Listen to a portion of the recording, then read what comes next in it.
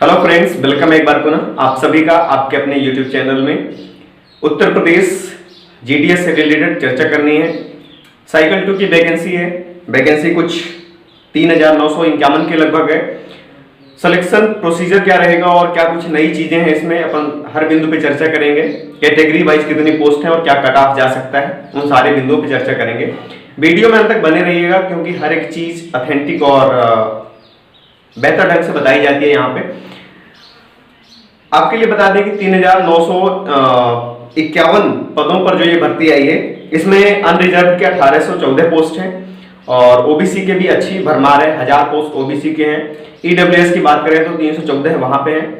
अगर एससी की बात करें तो एससी कैटेगरी में 750 पोस्ट के समथिंग है और एसटी की बात करें तो एसटी में बहुत ही कम पोस्ट है, लगभग 11 है। और पीडब्ल्यूडी को अगर मिला दें, पीडब्ल्यूडी में कुल मिला के तीनों पीडब्ल्यूडी ए, बी और सी को मिला दें तो कुल 62 या 61 पोस्ट होती हैं। इस तरह से कुल मिलाकर के आपके पास 3,914 पोस्ट हैं, सॉरी 3,951 पोस्ट हैं। अब देखिए, इनका सबसे पहली बात आती है कि कट ऑफ क्या जा सकता है। लास्ट ईयर का या पिछला अगर साइकिल 1 की बात करें अपन, तो उसकी तो उसका कोई रिजल्ट आया नहीं, तो उसके आधार पर हम एनालिसिस कर नहीं सकते हैं। बहरहाल अपन प्रीवियस जो भी रिजल्ट डिक्लेयर हुए हैं अदर स्टेट के, उनके रिगार्डिंग या उनको मद्देनजर रखते हुए अपन यहाँ पे कट ऑफ पे चर्चा करेंगे। ऑथेंटिक जानकारी होगी क्योंकि यहाँ पे लोकल लैंग्वेज जो है वो हिंदी है और लोकल लैंग्वेज का ही सबसे बड़ा खेल होता है इसमें। आपको पता होगा कि जैसे असम वगैरह या महाराष्ट्र में कोई आती है या गोवा की आती है वैकेंसी, तो उसमें क्या होता है कि जो उधर की लोकल लैंग्वेज जानते हैं सिर्फ वही अप्लाई कर सकते हैं। लेकिन जैसे आपका मध्य प्रदेश हो गया, छत्तीसगढ़ हो गया, बिहार हो गया, उत्तर प्रदेश हो गया, कुछ ऐसे स्टेट हैं जहां पे हिंदी लोकल लैंग्वेज के रूप में ली गई है और यहाँ पे आपको फॉर्म भरने को या फॉर्म के लिए आपको एलिजिबिलिटी मिल जाती है। एक नया जो अपडेट हुआ है कि ज्वाइनिंग के बाद आपको जो सिक्योरिटी पेड करनी पड़ती है ना, वो 25,000 थी पहले, अब उसको बढ़ा करके 1 लाख कर दिया गया। ऐसा नोटिफिकेशन में दिया गया है। मतलब 25,000 की जगह 1 लाख रुपए आपसे जमा कराए जाएंगे अगर आप ज्वाइन करते हैं तो। ऐसा नोटिफिकेशन में लिखा है, ऐसा मेरा कोई उद्देश्य नहीं है, ठीक है। तो वही चीजें मैं आपको क्लियर कर रहा हूँ। अब बात करते हैं सिलेक्शन प्रोसीजर की। तो सिलेक्शन प्रोसीजर आपको पता होगा, जैसे कि पहले भी मैंने बताया होगा, लेकिन जो लोग नए देख रहे हैं तो उन्हें भी अब 1 बाय 1 पता हो जाना चाहिए। जैसे 5 जगह हमें मिलती हैं कि 5 जगह हम फॉर्म आवेदन कर सकते हैं या जगह सेलेक्ट कर सकते हैं। सबसे पहली जगह पे हमने आवेदन किया, हमारे मान लेते हैं 80% है। इन 5 जगहों पे हमने आवेदन किया, ठीक है, ये मान के रखिए। पहली जगह पे हमने 80% पे आवेदन किया। अगर यहाँ पे कोई हमसे ज्यादा परसेंटेज वाला आवेदन करता है तो उसी का सिलेक्शन होगा। इस जगह पे भी अगर 80% से ऊपर है तो उसका सिलेक्शन होगा, ना कि हमारा। यहाँ पे भी मतलब इसी तरह से ये प्रोसीजर चलता रहता है 5 जगह पे। जिनको 5 से ज्यादा जगह दी गई है सब में यही चीज अप्लाई होती है। तो एक चीज आपको ये समझ में आ गई कि इसमें, और दूसरी चीज जो सबसे बड़ा खेल होता है वो परसेंटेज का होता है। कोई और एलिजिबिलिटी लगती नहीं है इसमें, है ना। तो 10th के परसेंट बेस पे ही ये भर्ती प्रक्रिया होती है। और एक और चीज बता दूं, कंप्यूटर का बेसिक नॉलेज लगभग 60 डेज का होना चाहिए। मतलब उससे ये पता चलना चाहिए कि आपको कंप्यूटर चलाना आता है, साथ ही साथ आपको बाइसिकल चलाना या साइकिल चलाना जिसे आप कहते हैं वो आता हो। और इसके बाद फिर बात आती है ज्वाइनिंग के बाद की कि आप रहेंगे कहाँ, तो उससे रिलेटेड अभी डिस्कस नहीं करेंगे। फिलहाल कट ऑफ को लेकर चर्चा करते हैं। कट ऑफ आप स्क्रीन पर भी देख सकते हैं। अगर बात करें, अब देखिए पोस्ट वाइज बात करेंगे। सबसे पहले बीपीएम की बात करेंगे, फिर एबीपीएम की बात करेंगे और ग्राम डाक सेवक की बात करेंगे। तो एबीपीएम की बात जहां पे आती है, तो एबीपीएम की अगर कट ऑफ की बात करें तो ईडब्ल्यूएस में अगर देख लें तो मेल और फीमेल दोनों का 90 प्लस ही जाएगा। क्योंकि ईडब्ल्यूएस जो होता है उसमें होता क्या है कि अगर ईडब्ल्यूएस में जिसने फॉर्म डाल दिया वो फिर अपनी कैटेगरी बिल्कुल छोड़ देता है, चाहे वो अनरिजर्व हो, चाहे वो एसटी हो, चाहे वो एससी हो, चाहे वो अदर कोई भी हो, ठीक है। इसके बाद ओबीसी की अगर जनरल की अगर बात करें तो जनरल का कट ऑफ 94 प्लस ही मान के चलेंगे, specially for BPM branch post master, ठीक है।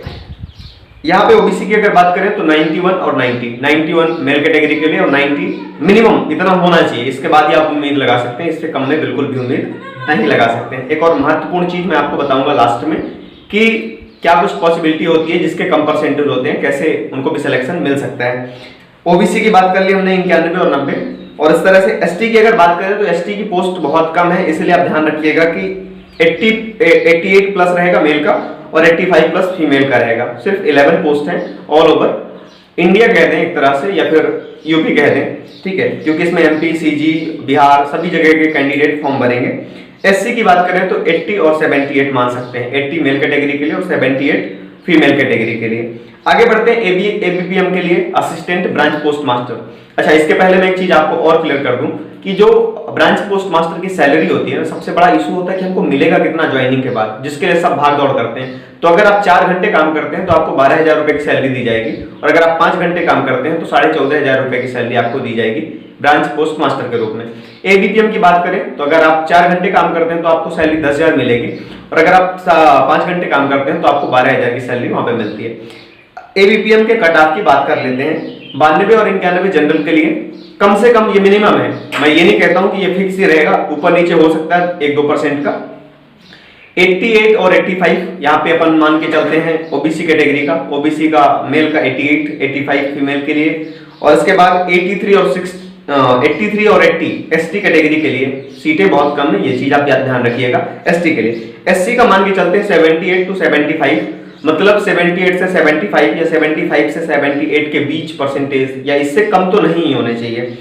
और अगर ओबीसी ईडब्ल्यूएस की बात करें तो 90 प्लस होने चाहिए एबीपीएम के लिए भी, क्योंकि जनरल कैटेगरी वाले बहुत सारे कैंडिडेट हैं जिनके ईडब्ल्यूएस सर्टिफिकेट बने हुए हैं। हाँ, दूसरा फायदा ईडब्ल्यूएस में इसलिए मिल सकता है कि परसेंटेज कम भी चले जाएं या ज्यादा चले जाएं। देखिए होता क्या है, अभी 1 अप्रैल से नया जब वित्तीय सत्र लागू हुआ है तो उसमें बहुत से लोगों के ईडब्ल्यूएस जो है वो इनवैलिड हो गए होंगे, क्योंकि ईडब्ल्यूएस सर्टिफिकेट जो होता है वो सिर्फ एक सत्र के लिए काम करता है, एक वित्तीय सत्र के लिए।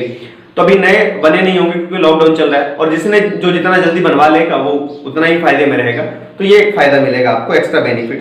पीडब्ल्यूडी कैंडिडेट की बात करें तो 60 से 70% पीडब्ल्यूडी वाले, या इससे मैक्सिमम भी थोड़ा बहुत जा सकता है। कुछ चीजें मैं और आपको बताना चाहूंगा। क्वालिफिकेशन की हमने बात कर ली, 10th के परसेंटेज बेस पे होगा। सैलरी की हमने बात कर ली, जो सिक्योरिटी आपको पेड करानी होती है वो हमने बात कर ली, लोकल लैंग्वेज हिंदी की बात कर ली। तो इस तरह से ये सारी चीजें कंप्लीट होती हैं।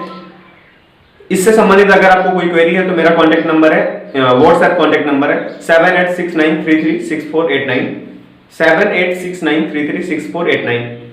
इस पे आप अपना नाम, अपनी कैटेगरी और अपने परसेंटेज और ये सारी चीजें आप लिख के और अपने जो भी डाउट है वो आप शेयर कर सकते हैं, ताकि आगे जो भी चीजें हो उसमें हम आपको अपडेट कर सकें। आप अगर आपके कोई डाउट है, फॉर्म भरने से कोई संबंधित कोई समस्या है तो आप उसे भी मैसेज के थ्रू हम तक पहुंचा सकते हैं। कमेंट सेक्शन ओपन रहेगा, आप वहां पे भी बेहिचक कमेंट कर सकते हैं।